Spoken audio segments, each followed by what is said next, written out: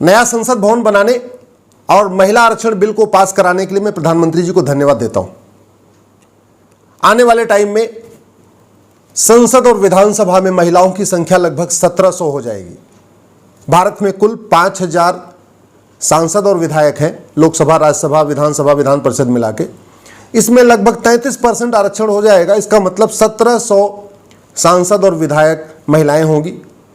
ये अलग बात है कि कोई जहां उदित राज चुनाव नहीं लड़ पाएंगे उनकी पत्नी चुनाव लड़ेंगी, जहां प्रियांक खड़गे चुनाव नहीं लड़ पाएंगे उनकी पत्नी चुनाव लड़ेंगी, जहां उदयनिधि स्टालिन चुनाव नहीं लड़ पाएंगे उनकी पत्नी चुनाव लड़ेंगी, जहां मायावती जी का भतीजा चुनाव नहीं लड़ पाएगा उनकी पत्नी चुनाव लड़ेंगी, अखिलेश यादव के चुनाव क्षेत्र में अगर वो चुनाव नहीं लड़ पाएंगी तो उनकी पत्नी चुनाव लड़ेंगी। इसमें बहुत सारी सीटें नेताओं की पत्नी को जाएगा या उनकी बेटी को जाएगा या उनकी बहू को जाएगा। और ये देखा गया है, पार्षद और प्रधान में ये व्यवस्था है आरक्षण की, वहां यही देखा गया है कि जब पार्षद चुनाव नहीं लड़ पाता उनकी पत्नी चुनाव लड़ती हैं या उनकी बहू चुनाव लड़ती है या उनकी बेटी चुनाव लड़ती है। लेकिन फिर भी इससे एक नई क्रांति आएगी, महिलाओं की संख्या बढ़ेगी। लेकिन एक्चुअल में महिलाएं जो परेशान है भारत में, वो परेशान है जनसंख्या विस्फोट से। 86,000 बच्चे रोज पैदा हो रहे हैं। महिला आरक्षण कानून से केवल 1700 महिलाएं सांसद विधायक बन जाएंगी, केवल 1700 महिलाओं का फायदा होगा। जनसंख्या नियंत्रण कानून से कम 17 करोड़ महिलाओं का फायदा होगा, कम से कम 17 करोड़ का। महिलाएं परेशान हैं नशा और शराब से, नशेड़ी पतियों से परेशान है, नशेड़ी बच्चों से परेशान है। तो नशे के खिलाफ कठोर कानून बनाना जरूरी है, शराब के खिलाफ कठोर कानून बनाना जरूरी है, नशाबंदी और शराबबंदी लागू करना जरूरी है अगर हम महिलाओं का कल्याण करना चाहते हैं। तो महिलाएं जो परेशान है वो घटिया संस्कार से परेशान है। तो वास्तव में अगर महिलाओं का कल्याण करना है तो हमें फिर से वैदिक शिक्षा व्यवस्था लागू करना चाहिए, फिर से 16 संस्कार जो भारत में थे उनकी शुरुआत करनी चाहिए, उसको प्राइमरी के सिलेबस में डालना चाहिए। महिलाएं परेशान है स्वास्थ्य से, अगर उनका कल्याण करना है तो हर गांव में एक योग मित्र अपॉइंट करना चाहिए और समान चिकित्सा व्यवस्था लागू करना चाहिए। अभी हर चीज के लिए एलोपैथ पे जाना पड़ता है। एक योग मित्र होगा, हर गांव में महिलाओं को योग सिखाएगा, प्राणायाम सिखाएगा, अष्टांग योग सिखाएगा, उससे महिलाओं का कल्याण होगा।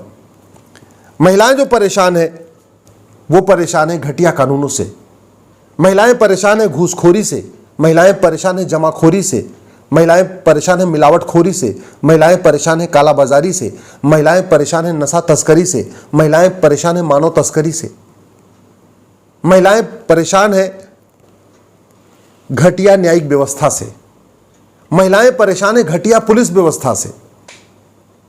अभी महिलाओं की इतनी हिम्मत नहीं कि पुलिस पे जाके मुकदमा दर्ज करा सके बिना पति के या बिना अपने बेटे के साथ, अकेले हिम्मत नहीं पड़ती। कायदे से पुलिस स्टेशन को प्राथमिक सुरक्षा केंद्र होना चाहिए, लेकिन वो प्राथमिक भय का केंद्र है। पुलिस स्टेशन एक भय का केंद्र है, ईमानदार आदमी वहां जाता नहीं, पुरुष नहीं जाता, महिलाएं कहां से जाएंगी। तो वास्तव में अगर महिलाओं का कल्याण करना है तो प्रत्येक पुलिस स्टेशन को नाम बदल के इसको प्राथमिक सुरक्षा केंद्र घोषित करना चाहिए, पुलिस रिफॉर्म करना चाहिए, पुलिस चार्टर लागू करना चाहिए, ये कंपलसरी करना चाहिए कानून बना के कि शिकायत मिलते ही 1 घंटे के अंदर FIR होगा, शिकायत मिलते ही 1 महीने के अंदर जांच पूरी होगी।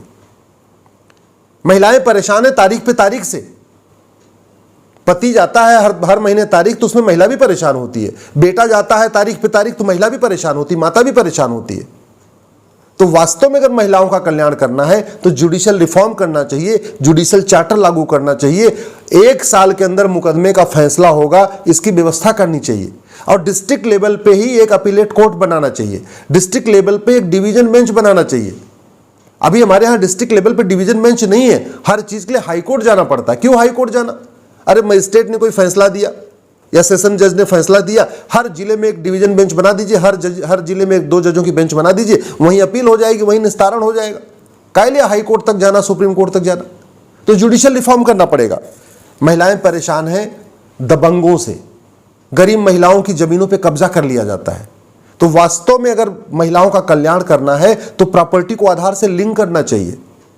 जमीन पे कब्जा करने वालों को 10 से 20 साल की सजा देने का कानून बनाना चाहिए। अगर कोई जमीन पे कब्जा कर ले और मुकदमे के बाद ये तय हो गया कि इसने अवैध तरीके से कब्जा किया तो उसके ऊपर एक तगड़ी पेनाल्टी लगाना चाहिए, और वो पेनाल्टी महिला को दिलवाना चाहिए जो पीड़ित है। अगर मुकदमा लड़ने के बाद 10 साल लड़ने के बाद जमीन अपनी मिल भी गई तो मिला क्या, दबंग तो उस जमीन को यूज करता रहा। तो इसलिए कह रहा हूं जुडिशियल रिफॉर्म की जरूरत है। महिलाएं परेशान हैं अवैध घुसपैठ रोहिंग्या बांग्लादेशी, 5 करोड़ रोहिंग्या बांग्लादेशी आ चुके हैं, वो भारत के लोगों का रोजगार छीन रहे हैं। अब भारत जो रोजगार भारतीयों को मिलना चाहिए था वो बांग्लादेशी रोहिंग्याओं को मिला हुआ है। पूरा जितना कंस्ट्रक्शन में काम, लेबर का काम, सरिया बनाने का काम, कूड़ा हटाने का काम, सारा काम वही कर रहे हैं। वो 5 करोड़ अगर घुसपैठिए चले जाएं तो 5 करोड़ भारतीयों को उसको वो रोजगार मिल जाएगा, 5 करोड़ भारतीयों को रोजगार मिल जाएगा, तब महिलाओं का कल्याण होगा। महिलाएं परेशान हैं धर्मांतरण के कानून से। अभी चूंकि केंद्रीय स्तर पर धर्मांतरण के लिए कोई कठोर कानून नहीं है, तो उनके पतियों को, उनके बच्चों को